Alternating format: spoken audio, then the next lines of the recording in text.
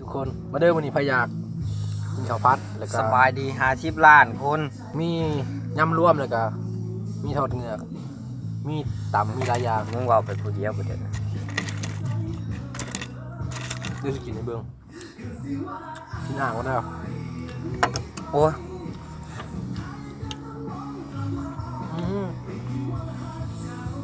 แซ่บ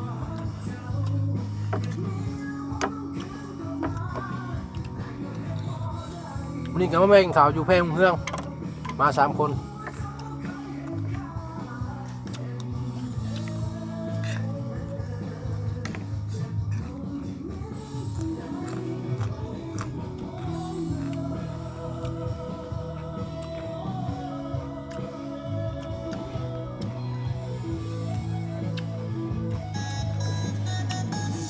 กินแบบหิวๆเนาะ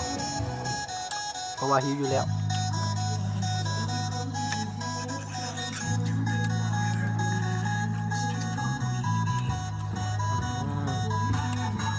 เป็นแซ่บบอกเป็นแซ่บบอก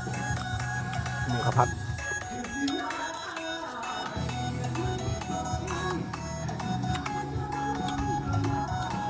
มียำรวมจัดปลาหมึกแซ่บอยากจะบอกว่าแซ่บไปเลยพี่น้อง